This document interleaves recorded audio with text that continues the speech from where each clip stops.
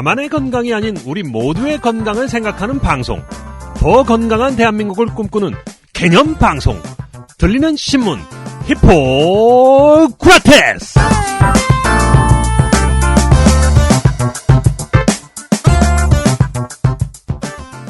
안녕하세요. 청년사신문 박쌤 박재영입니다. 안녕하세요. 세승 김병 김선욱입니다. 네, 벌써 2015년이 마무리 국면에 접어들었습니다. 네. 엄청 춥네요, 근데. 예, 오늘 되게 많이 추워요. 저도 1년에 한 번 걸릴까 말까 한 감기가 걸리기 시작했습니다. 네. 그러게요. 목소리가 약간 네. 저랑 비슷해졌네요. 전 뭐 계속 지금 약간의 비염이 있어가지고. 네. 오늘 저희 녹음하고 있는 날 영하 7도 서울이. 네. 체감 온도는 뭐 12도? 뭐 이렇게. 다들 얼어서 댕깁니다. 엄청 춥더라고요. 네. 예, 몸이 얼어도 마음은 따뜻하게 하고 다니십시오. 그런 상투적인. 때로는 상투적인 게 또 통할 때가 있어요. 그래요. 추울 때. 사람들이 다 쓰니까 상투적인 표현이 된 거죠. 네. 자, 오늘 의료계 소식들 히구라 135회에서 자세하게 알아보겠습니다. 혁신이 필요해. 혁신해야지. 다 바꿔. 그냥 혁신으로는 부족해. 파괴적으로 혁신해. 근데 파괴적 혁신이 뭐야? 병원도 파괴적 혁신이 가능해? 가능하지 않나? 어려울 것 같긴 해. 무턱대고 갈아엎기만 하는 조직은 절대 모르는 스마트한 혁신 비법. 메이오 클리닉 혁신센터에서 배우는 덜 파괴적 혁신. 생각은 크게. 시작은 작게. 행동은 빠르게. 메이오 클리닉의 스마트한 혁신 비결. 덜 파괴적 혁신.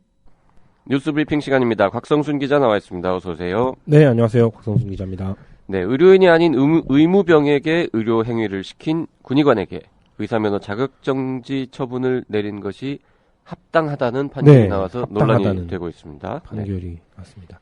그 서울행정법원 14부가요. 최근 A씨가 보건복지부 장관을 상대로 제기한 의사면허 자격정지 처분 취소 청구 소송에서 A씨의 청구를 기각했습니다. 그러니까 복지부 행정처분이 적법하다 이렇게 이제 판단을 내린 건데요. 이 A씨는 지난 2014년 12월에 군의관으로 복무하면서 의무실에서 이제 환자들을 진료하고 진료 기록부를 제대로 작성하지 않았고, 이게 하나가 있고요. 또 하나는 이제 의료인이 아닌 의무병에 의료 행위를 시켰다는 이유로 벌금 700만 원형을 선고받았습니다. 그 이후에 이제 형사재판이 열렸는데요. 이때 이제 A씨가 의무병에게 양 리스트를 외우게 하고 주사 놓는 방법을 가르치는 등 총 60여 회에 걸쳐 비의료인에게 의료 행위를 시켰다는 점을 이제 재판부에서 인정을 해서, 이에 복지부는 3개월 7일간의 의사면허 자격정지 처분을 내렸고, A씨가 이제 이에 불복해서 행정소송을 제기했는데 법원에서 이제 그걸 받아들여지지 않은 거죠. A씨가 문제를 제기한 이유는 뭡니까?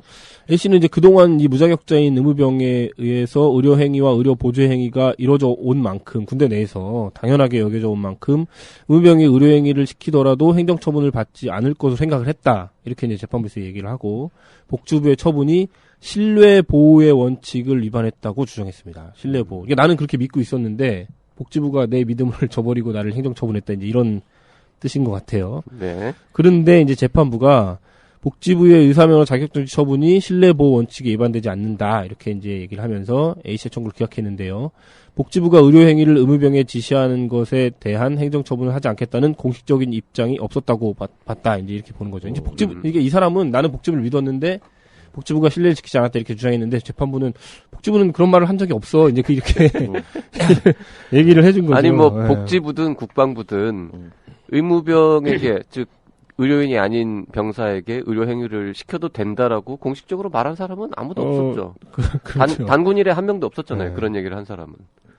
그러니까는 그런 말을 할 수가 없는 거죠. 할 수가 없는 거죠. 불법을 저질러도 된다라고 정부에서 말한 적은 없죠. 당연히 한 번도 없죠. 없겠죠. 네. 네. 그러니까 조직 내에서 관행적으로 이루어진 게 그렇죠. 예. 마치 그 관행적으로 수십 년간 되어 왔고 그것에 대한 한 번도 적발이 없었다. 없었죠. 예. 이게 이제 복지부가 소극적으로 용인 내지는 묵인해서 그렇죠. 행정 해석을 한 거 아니냐라는 생각을 하신 거죠. 이분이 이제 A 씨가 그렇게 생각을 하신 거죠.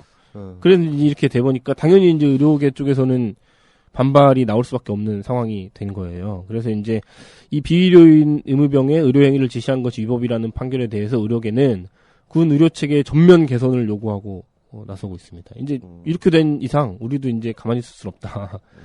바꿔달라 의료체계 이렇게 얘기를 했습니다. 지금 말씀하신 것처럼 지금까지 이제 복지부와 국방부 등 행정청이 암묵적으로 비의료인의 의료행위에 대해 동의해왔는데 그 의병들이 의료행위하는 것을 동의해왔는데 이 판결대로라면은 지금 가만히 뒀다가니 관련자들 계속 처벌될 것 같다. 군의관들 남자는 계속 군대 가가지고 군의관 해야 되는데 그러니까 제도 개선이 필요하다. 이제 이렇게 얘기를 한 것입니다. 전국의사총연합에서도 성명을 발표했네요. 네, 의무병에게 의료행위를 지시하는 것이 불법이라는 이번 판결은 즉각적인 행정조치와 법적 조치가 취해지지 않는다면 당장 모든 군 의료가 마비될 수 있다. 이제 이렇게 얘기하시고요. 국방부 장관과 복지부 장관은 그동안 무자격자에 대한 의료행위를 묵과하고 방지해온 것에 대해 국민 앞에 무릎 꿇고 사과해라. 이렇게 이제 말씀을 하셨습니다. 야, 이게 참, 약간 골치 아프게 됐어요. 그렇죠. 네. 사실은 이게 그 사각지대였죠. 여태까지. 보통 이게 의무병들이 보면은 뭐 다 정식으로 했잖아요. 간호사 했죠. 또는 간호조무사 자격을 따고 가는 게 아니라 제 동생도 의무병을 갔는데 그러시군요. 예, 네. 무슨 학원 같은 데서 몇 개월간 그걸 미리 공부를 해요. 그런다고 하더라고요. 예. 네. 근데 그게 뭐 자격증을 주는 건 아니고 이제 그런 게 있으면은 군대 이제 자대 배치할 때 의무병으로 이렇게 전속을 시켜주는 그렇죠. 뭐 예, 근거가 예, 되는데 예. 그렇다고 해서 그게 공인된 국가 자격이라고 할 수는 없죠. 그 옛날에는 뭐 생물학과만 나오면 의무병 시키고 뭐 그런다는 이야기도 있을 정도로. 그렇죠. 네. 뭔가요?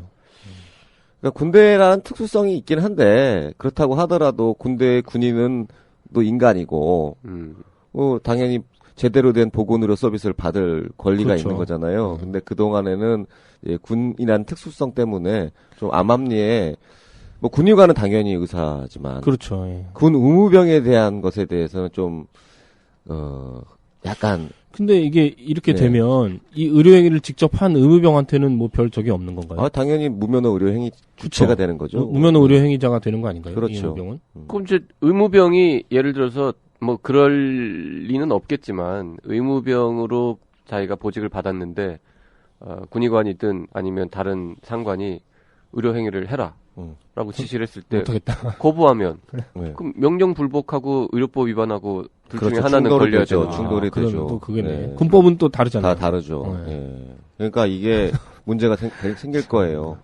근데 이게 지금 우리가 요 내용만 판결문만 봤지만 네. 사실은 더 복잡한 사정이 있을 가능성도 있죠. 이 군의관이 뭐 있죠. 다른 여러 가지 이유로 좀 찍혔다거나. 그랬을 수도 있죠, 네. 내부에서. 근데 모든 군의관이 다 이렇게 해왔는데 왜 이 사람만 걸려서 지금 처벌이 됐는지 일단 그러게요. 그 사연이 좀 궁금하긴 한데. 뭔가 숨은 사연이 또 있을 수도. 지금 이게 행정처분이 맞다고 그 행정법원에서 얘기하는 거가 중요한 게 아니고 그 전에 형사법원에서 벌금을 받았잖아요. 그걸 받았죠. 사실은 거기서 좀 뭔가 해결이 돼야 되는데 형사법원에서 유죄를 인정을 했는데 행정법원에서 안할 수 그거를 없는 거군요. 어떻게 뒤집겠어요. 뒤집기가 굉장히 어렵죠. 그렇게 되는 거군요, 이게. 사실상 형사법원의 판결을 뒤집어 버려야 되는 건데 상당히 고민이 있었을 겁니다. 그러게요. 그리고 지금 이 군의관은 행위를 한 시점이 2014년 12월. 1년 그렇죠. 전이잖아요. 1년 전, 네. 근데 보니까 2015년에 전역을 했더라고요.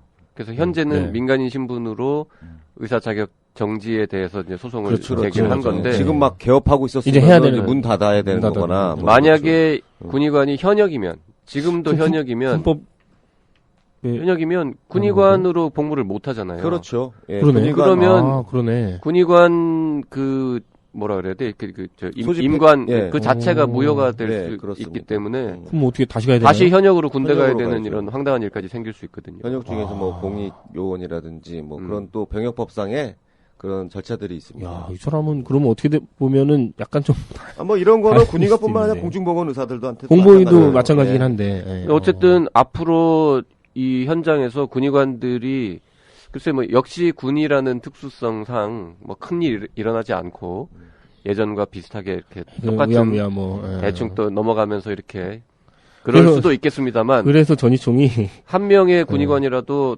난 의무병한테 못 그렇게 될수 시키겠다라고 있죠. 주장하거나 예.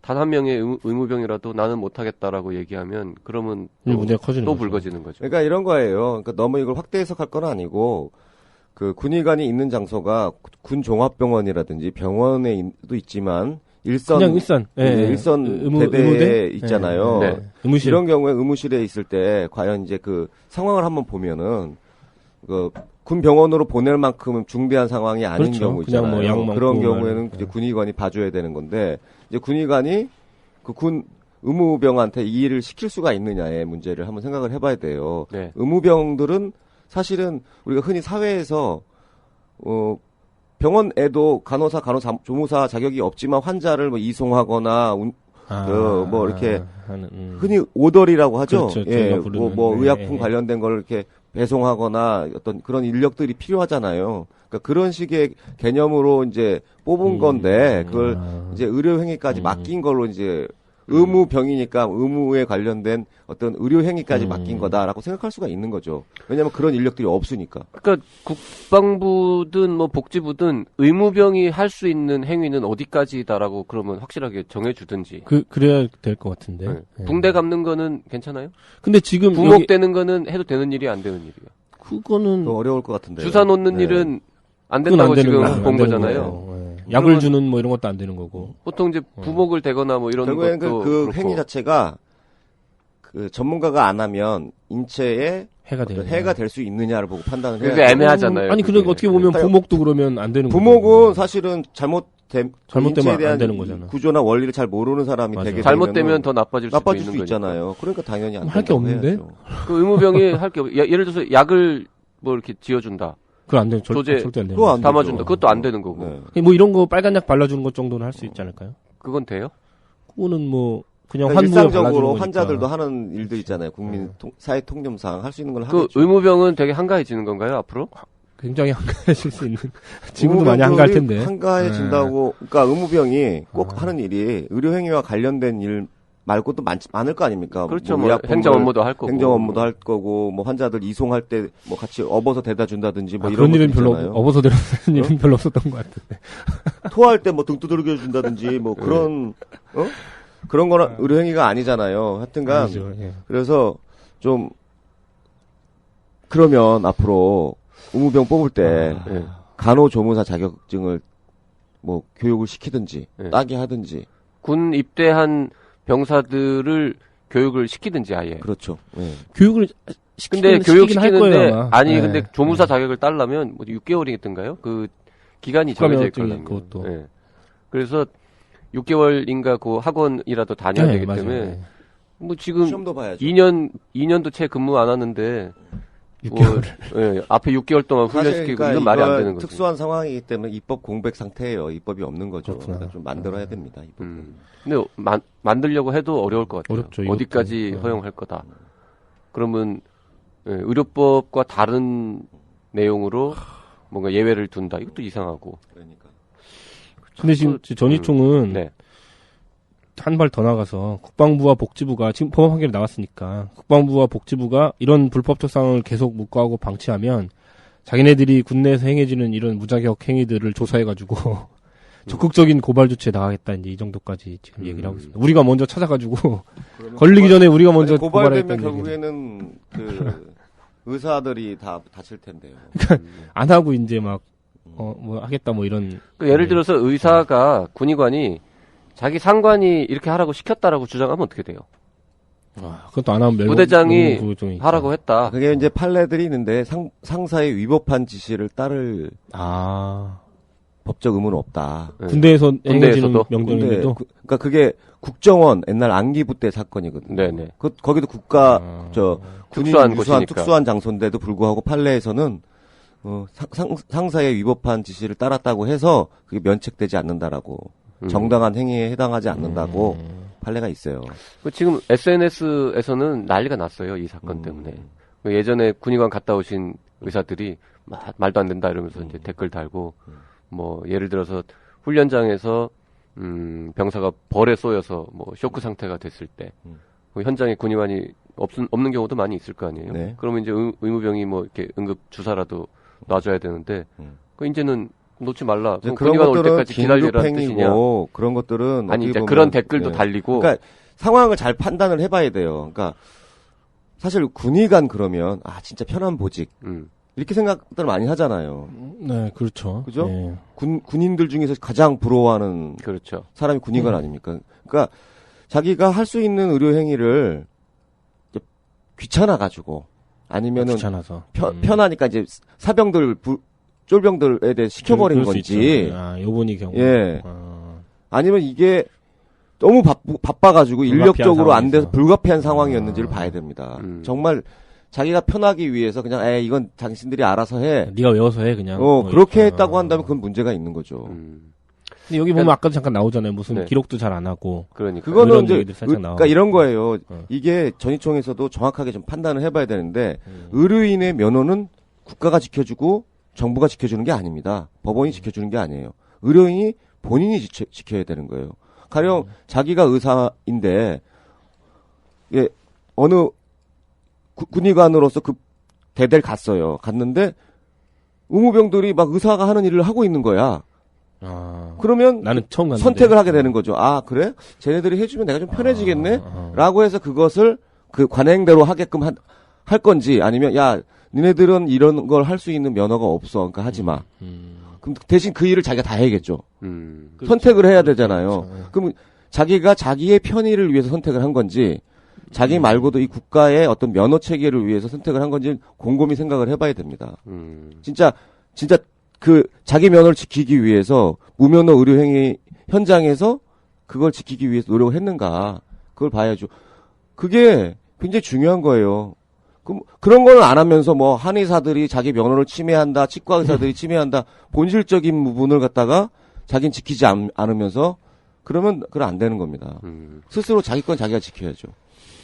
그렇습니다. 정말 예. 원칙적이고 옳은 말씀을 하시긴 했는데 중요한 얘기. 이게 현장에서 과연 그게 정말 다 앞으로 이게 바뀔지 그건 좀 의문스럽긴 하네요. 아니면 왜냐하면 의료행위인지 아닌지 누가 제일 잘 알아요? 그렇죠. 의사가 제일 의사가 제일 잘 알지 그럼요. 않습니까? 예. 그게 사회라고 안 되고 군대니까 용인되고 이건 결국 그거는 의사들의 어떤 자기 생각으로 정해지는 거거든요. 그러니까 자기도 스스로 안 지키고 있으면 사회에 나와서 무면허 의사들이 의료행위하는 거는 나쁘다라고 얘기할 수가 없죠. 군대라는 것 때문에 특수성 때문에 그건 인정된다? 그건 아니죠. 군인의 건강은 별로 문제 안 되고 사회인의 그렇게 건강 되네요, 그게. 그렇습니까? 똑같은 거죠. 오히려 더 잘 지켜줘야 더 잘 되는데. 지켜줘야죠. 그런 면에서도 한번 생각을 해봐야 됩니다. 그러게요. 맞습니다. 예. 근데 어쨌든 의사 혼자서 모든 일을 다 할 수는 없을 거기 때문에 그렇죠. 분명히 이제 예. 간호 인력에 해당하는 뭔가 도와주는 사람들이 필요할 텐데 그거를 좀 어떻게든 좀 확보할 수 있는 그렇죠. 노력을 그러니까 좀 해야 될 것 같아요. 그 프레임을 관행으로 이렇게 됐기 때문에 인정을 해줘라라고 묵인을 해줘라라고 하는 프레임이 아니라 군의관들이 스스로 자기의 의료 행위는 지키고 그것에 대한 보조 인력들이 없다. 그러니까 그것에 대해서 충원을 시켜달라 또는 그런 제도를 만들어달라 이렇게 가야죠. 그래요. 네. 자, 이번에는 리베이트 관련 소식 하나 알아보도록 하겠습니다. 최근 보건복지부가 고대 안산병원 리베이트와 관련한 행정처분 내용을 공개했는데요. 파장이 좀 있다면서요? 네, 일단 공개한 내용부터 소개를 먼저 해드리고 그 뒤에 좀 뒷얘기가 있는데 그건 좀 나눠서 소개시켜주는 게 좀 더 나을 것 같은데요. 일단 복지부가 공개한 내용을 좀 말씀드리면 지난 10일에 이제 복지부에 따르면 K대학병원이라고 나왔는데 이건 이름 공개해도 되겠죠? 제가 좀 전에 고대 안산이라고 했잖아요. 하셨나요? 네. 고대 안산병원에 리베이트를 제공한 혐의를 받고 있는 7개 제약사가 있습니다. 7개 제약사가 있는데 이 중에 식품의약품 안전처로부터 행정처분 결과가 통보된 3개 제약사에 대해 경고처분을 내렸다. 이렇게 이제 공개를 했습니다. 7개 중에 3개를 공개했는데요. 이 3개가 어디냐면 이제 한국 아스트라제네카하고 안국약품하고 종근당 이 3개가 먼저 이제 넘어온 거예요. 네. 행정처분 결과가.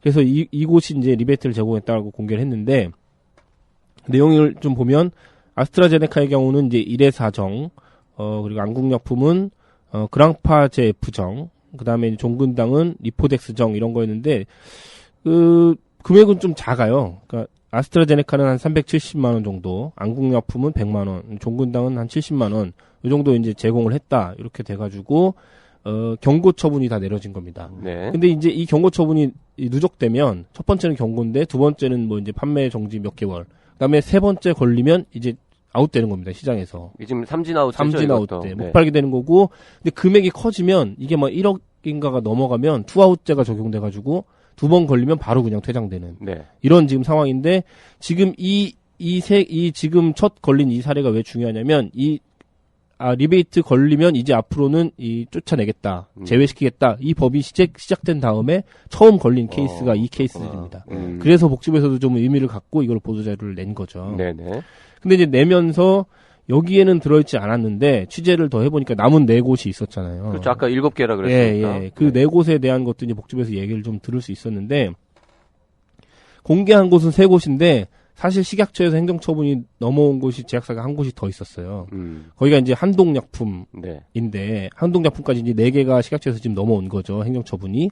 근데 이제 한독의 경우는 이 리베이트를 했다고 한독이 주장한 우리 이것 때문에 리베이트 한 거야라고 주장한 그 약이 퇴장 방지 의약품인 라식스 주사였던 겁니다. 네.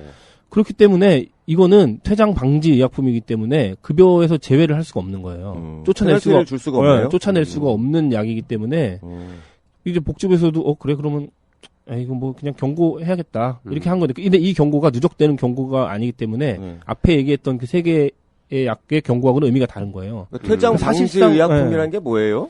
무슨 뜻이에요? 이 퇴장 방지 의약품은 쉽게 말하면 이 약을 가지고 제약사가 돈을 벌기가 어려운 약이에요. 사실상 돈을 못 버는 약인 게 쉽게 설명하면. 근데 어떻게 그런데 시장에서는 꼭 필요한 이렇게 어떻게 이렇게 주로 보면은 약값이 되게 싼 필수 의약품이고 오래되고 싼 약인 거 뭐 그런 거겠죠. 근데 왜 그거에를 리베이트를 주고 팔았대요? 그러니까 이제 그 얘기가 이제 쭉 나오는 건데. 네? 한독 어디요? 한독약품. 한독약품에서 라식스라는 그렇죠. 싸고 그런 약품을 의사들로 하여금 처방해달라고 그렇죠, 가서 쪼르고 리베이트 주고 그랬다는 거예요? 그랬다는 거죠. 이거 사회 통념에 안 맞는데? 그래서 의혹이 이상하죠. 지금 제기되고 있는 그래서 거죠. 그래서 의혹이 좀 제기되고 있는 거죠. 그래서 이제 저희가 좀 물어봤더니 이게 이제 지금 말씀하신 것처럼 이걸 왜 리베이트를 하지? 안 해도 어차피 필수적으로 쓰이는 거고 굳이 안 팔리면 뭐 그냥 두면 되는 건데 이 약품은 이거 왜 리베이트를 하지? 이렇게 해서 이제 업계 관계자들 뭐 이제 이 약을 쓰는 의사들 이렇게 이제 저희가 취재를 좀 해봤더니 업체 관계자들이 이런 말씀하시더라고요. 이제 퇴장 방지 의약품으로 등재가 됐다면 매출 내기가 사실상 어려운 약품인데 이를 위해 리베이트를 줄 이유가 없다. 이렇게 말씀을 하시면서 아마도 다른 품목과 관계가 된 것으로 보인다. 이제 이렇게. 그러니까 다른 원래는 다른 제약사 관계자가 다른 제약사 관계자가 원래는 A 한독 약품에서 밀고 있는 A 약품을 갖다가 쓰라고 리베이트를 줬는데 걸리니까 A가 퇴출되면 안 되니까 라식스라는 걸 내놔서 이건 어차피 퇴출 방지가 되는 그렇죠. 그걸로 이걸 대체했다 보인다 이제 이렇게 말씀을 하시면서 업계 내에서는 이 리베이트 머리 잘 썼네요. 리베이트 적발 시 매출이 낮은 약을 골라서 해당 약의 판매를 늘리려고 했다고 거짓으로 범죄 일람표를 꾸미는 사례도 있다라고 이제 이분이 똑같이 얘기했어요. 그러니까 이거는 한독 경우에는 이제 퇴장 방지 약품이었는데 다른 제약사들도 이렇게 만약에 리베이트가 적발됐을 때 이 약 원래 밀고 있던 약 말고 좀 매출 작은 거, 난 약, 사소한 거, 좀 이게 떨어져도 약간 좀 데미지가 작은 거 이런 걸로 이게 얘기하는 경우들이 있다 이렇게 얘기하더라고요. 그런 식으로 거짓 범죄 일람표를 꾸민다는 이야기가 있다라는 얘기를 한 말을 거죠. 제약회사 관계자들이 했다는 한 거잖아요. 거죠. 제약회사 관계자들이. 범죄 일람표를 꾸미는 거는 검사가 꾸미는 거고요. 아니 꾸밀 때 이렇게 아니죠. 거짓말로 진술한다. 허위 진술을 한다. 허위 진술하는 거죠. 그런 이야기가 돌고 있다. 네. 그 복지부는 뭐 그럴 수 있다고 생각을 합니다. 물어봤죠 우리가. 복지부에도 전화해서 물어봤는데 약간 석연찮은 느낌이 저희가 이제 설명을 쭉 하니까 보건당국에서도 그런 가능성을 전혀 배제할 수는 없을 것 같다. 이런. 근데 복지부에도 어쩔 수 없을걸요? 왜냐면 어쩔 수 없죠. 형사 사건에서 맞아요. 검사가 다 수사를 했는 건데 그걸 그렇죠. 갖다 뒤집을 수는 없어요. 아까 그 행정법원 케이스랑 똑같습니다. 맞습니다. 그 복지부에서도 해당 품목을 타 품목들을 보호하기 위한 수단으로 희생시키는 꼼수를 썼을 가능성이 있을 것 같다. 이제 이렇게 여기서 말하는 해당 품목은 이제 요거죠, 라식스.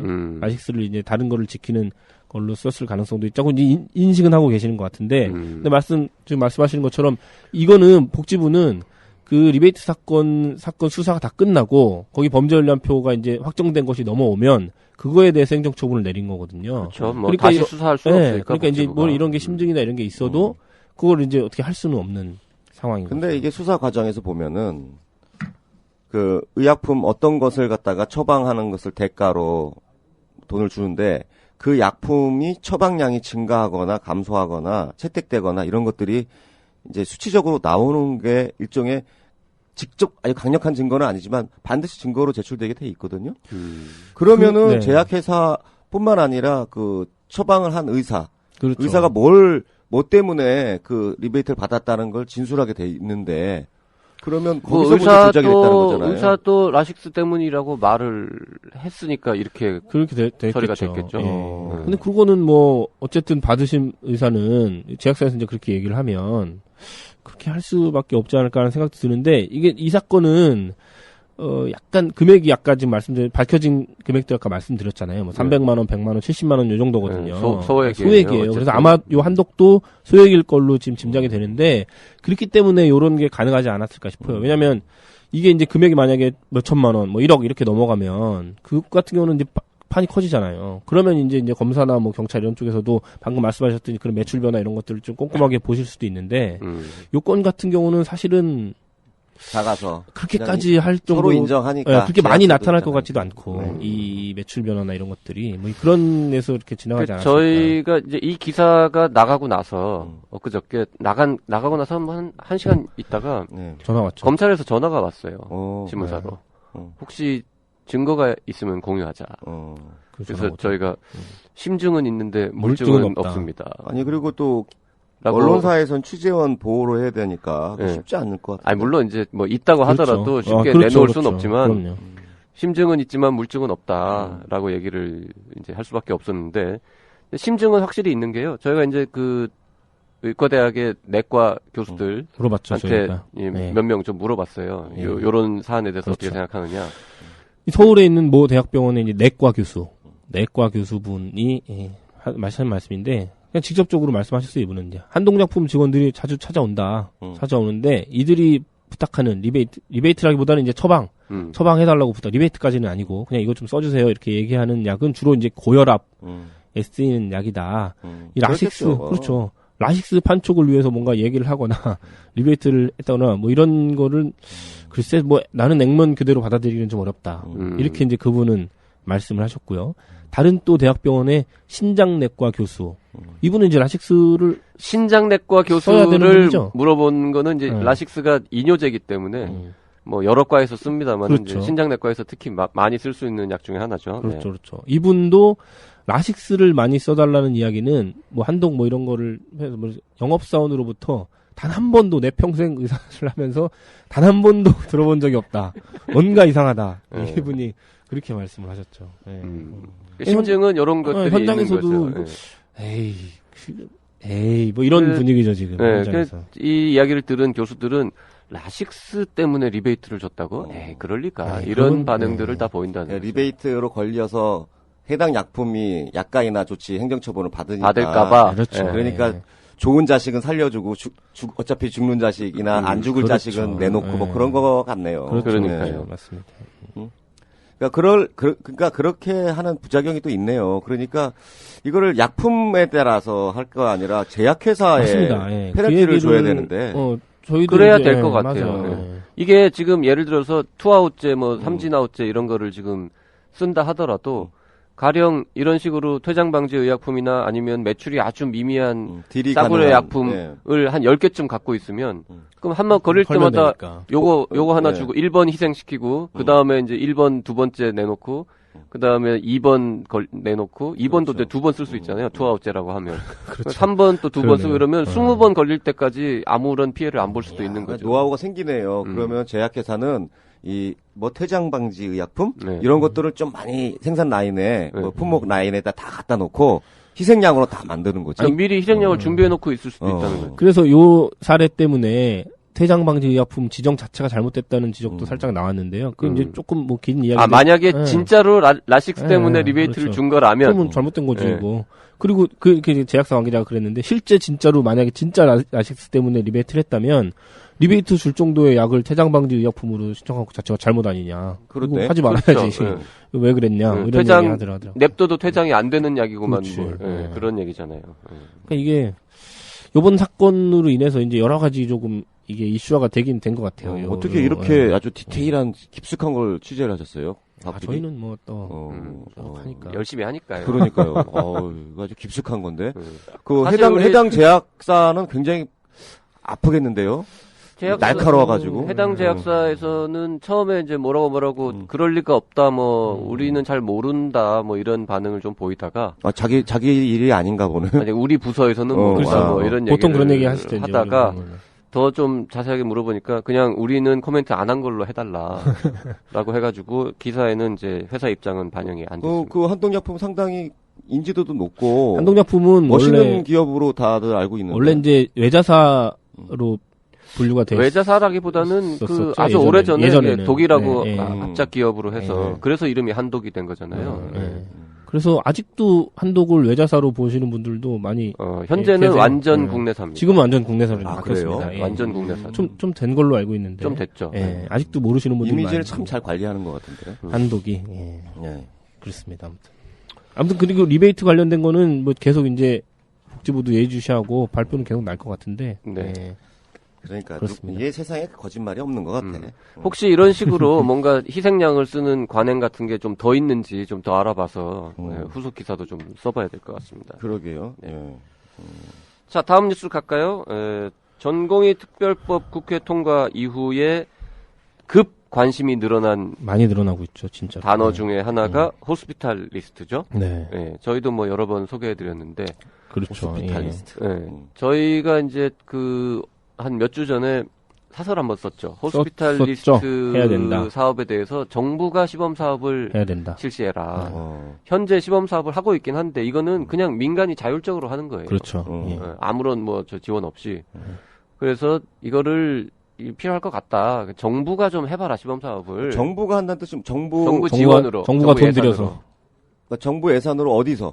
병원에서. 어느 병원? 아니 그걸 이제 국공립병원 이런 데서. 국공립병원, 의료원 이런 데서. 이런 데서. 그러니까. 정부가 시범 사업을 해서 성과를 확인을 해야 그 다음에 진짜 법제화되는 게 한 단계 빨라지니까. 그렇죠. 정부가 나서서 빨리 좀 시범 사업 좀 해봐라. 아이디어 좋네요. 이런 거를 저희가 사설을 썼어요. 그랬더니 이제 또 박쌤이 썼나 보다. 아니 제가 안 썼어요. 우리 딴 사람이 썼는데.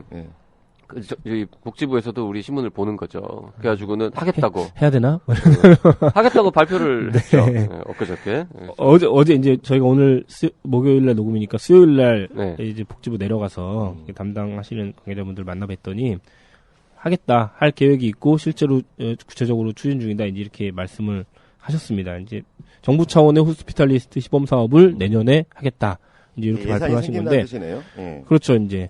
근데 아까 이제 일단 좀 말씀을 드리면, 아까 이제 민간에서 하고 계시다고 박쌤이 잠깐 말씀하셨는데, 민간이라는 데가 이제 학회예요. 내과 학회하고 외과 학회가 자체적으로 이 호스피탈리스트 시범 사업을 하는데, 내과는 서울 아산병원하고 충북대병원하고 분당 서울대병원에서 하고 있고, 외과는 서울대병원에서 지금 하고 있거든요. 신문에 한번 났었는데. 예, 저희가 크게 쓰고. 거기도 몇 명 있었는데 2명인가가 빠져나가고 1명만 남아오셨다고. 아니, 병원마다 좀 병원마다 상황이 많이 다른데요. 분당 서울대병원인가는 4분이서 아주 열심히 잘하고 계시고, 어떤 병원에서는 어떤 데는 좀 못 구하고 이런 데 있는데 방도 제대로 없고 막 그랬다고. 근데 1인당 이분들한테 이제 이 시범 사업, 이 내과 학회에서 하는 시범 사업이 1인당 인건비가 한 1억 원에서 1억 5천만 원 사이를 주시는 것 같아요.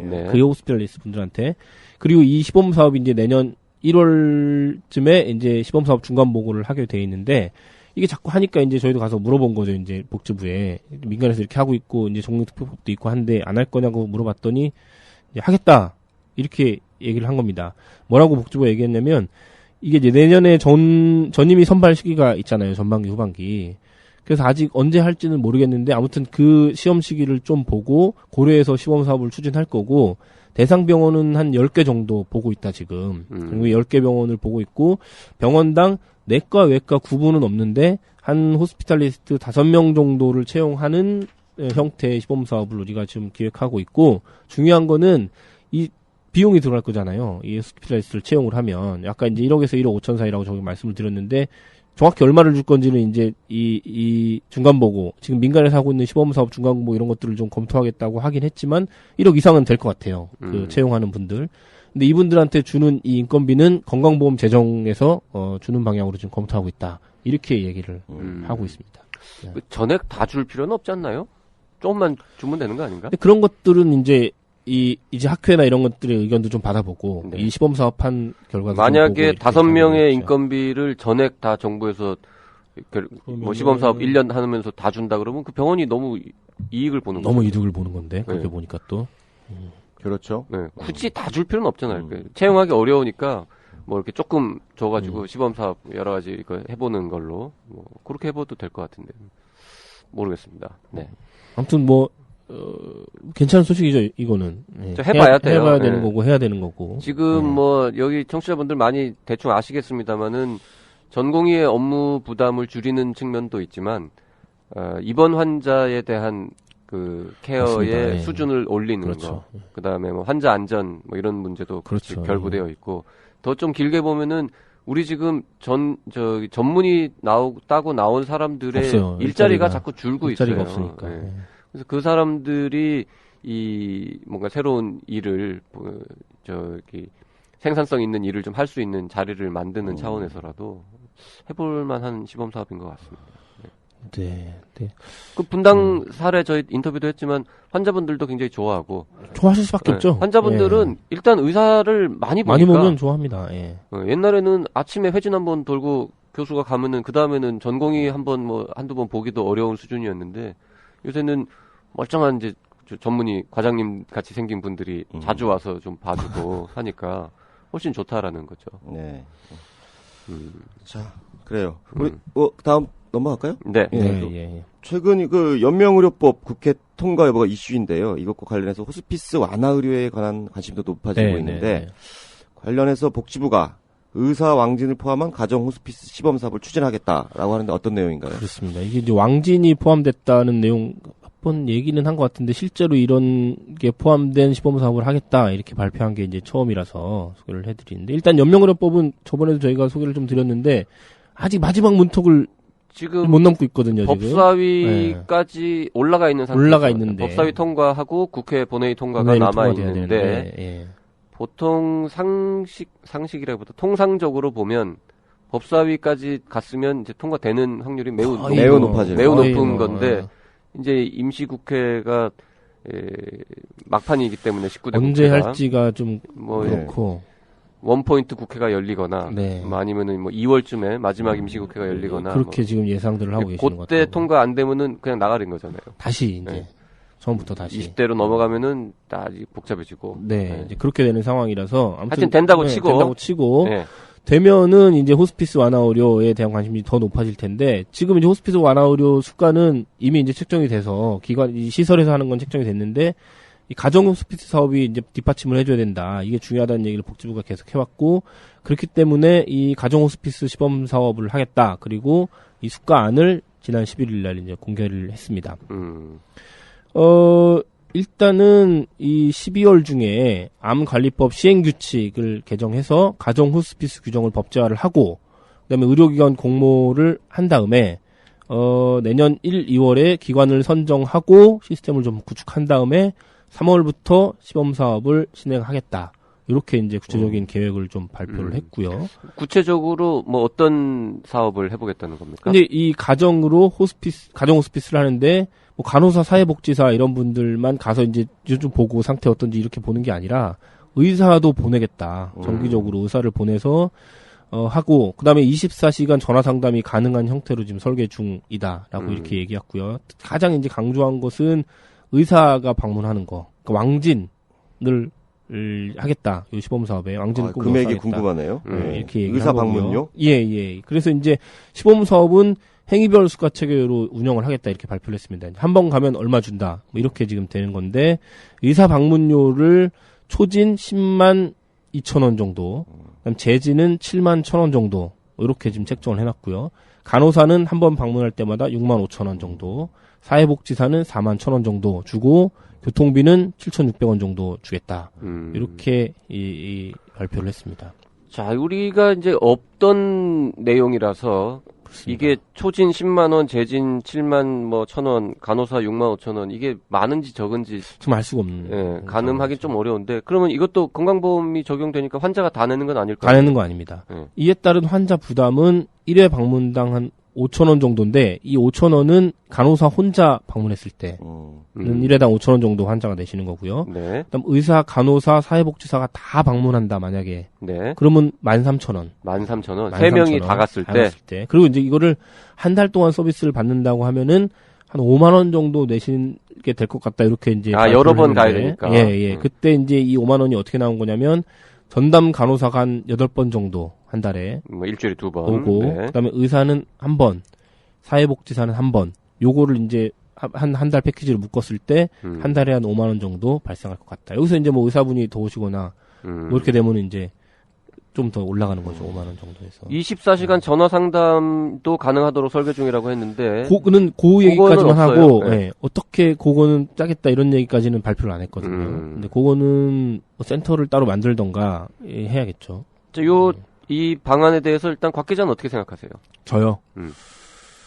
저는 일단은 뭐 환자 입장에서 봤을 때 없는 것보다는 훨씬 나은 상황인 건 맞는 건데 당연한 얘기긴 하겠지만 이분들이 오셔서 얼마나 어떤 뭐 치료 내지는 뭐 조언 내지는 뭐 이런 걸 해주고 가시느냐에 따라서 이제 달라지겠죠. 의사분이 한 번 오는데 이제 10만 원을 받으시는 건데 받는 거 이제 환자한테 받는 거 말고 나라에서 10만 원을 받으시는 거잖아요. 근데 그거에 그 10만 원이라는 거에 대해서 의사분들은 얼마나 일을 해야 한다고 생각하고 계시는지 뭐 이런 것들이 좀 뭐 중요하지 않을까. 좀 까다로울 것 같긴 합니다. 김 변호는 이거 어떻게 생각하세요? 제 금액이 좀 작은 것 같은데요. 작은 것 같다. 네. 그 의사 왕진이라는 거 왔다 갔다 와서, 그러니까 병원에서 출발해서 그 가정까지 가는 그렇죠. 시간, 또 거기서 환자를 보는 시간, 그다음에 돌아오는 시간 온전히 그 환자를 위해서 쓰는 시간이잖아요. 네. 그렇게 되는 근데 거죠. 그냥 그걸로 봤을 때는 뭐 지리적 위치에 따라 좀 다르겠지만은 상당한 시간적 공백이 있는데 그 시간에 자기가 진료실에 앉아가지고 진료를 봤을 때 그렇죠. 얻을 수 있는 수익하고 비교를 할 수밖에 없을 것 같은데 그렇겠죠.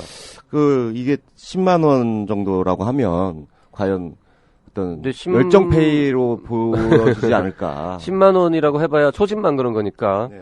재지는 7만 원이란 말이죠. 그러면은 한 번 본 분들을 다시 또 보면 예를 들어서 뭐 아주 먼 곳은 아니더라도 가는데 한 뭐 20분 환자 보고 돌아오는데 뭐 20분 해서 한 1시간 걸린다고 치면 대략 걸리죠. 예. 그럼 1시간에 7만 원이면은 1시간에 보통 외래 환자를 10명만 봐도 10만 원은 훌쩍 넘어가니까. 그렇죠. 예. 그러니까 경제적인 유인 동기는 전혀 안 생길 만한 금액이군요. 그러고 보니. 그렇죠. 예. 이건 진짜 열정을 의사 가진- 입장에서 봤을 가지신- 때는 네. 제가 볼 때 이제 제가 이쪽 분야 대학원에서 좀 공부를 해서 이제 자료를 옛날에 많이 봤던 기억이 나는데 예. 이거 일본에서 하는 사업을 벤치마크하는 것 같아요. 아 그런가요? 네. 일본은 그 10만 엔이에요? 제가 호스피스 좋은 10만 어떻게 알았어요? 10만 엔이 나올 거예요 좀 이따가. 이 제가 호스피스를 잘 돼 있죠. 시범 사업을 넘어서 제도화를 했어요. 해가지고 파격적으로 높은 수가를 책정을 해줬습니다. 의사나 간호사나 뭐 다. 네. 이유가 뭐냐하면 그분들이 집에서 이 마지막 말기 임종기에 맞습니다. 이 평화롭게 이 의료비를 좀 적게 쓰면서 돌아가시면 병원에 와서 중환자실에서 며칠 보내다가 돌아가시는 거에 비해서 훨씬 의료비가 절감되기 때문에 그 돈 아껴지는 것 중에서 일부만 의사한테 줘도 수가가 굉장히 높아질 수 있다라는 이제 판단을 한 거죠. 좋은 아이디어. 그러네. 그래서 환자가 이게 뭐 강제로 하는 건 아니니까 그렇죠, 환자가 신청해서. 난 중환자실 네. 안 가겠다.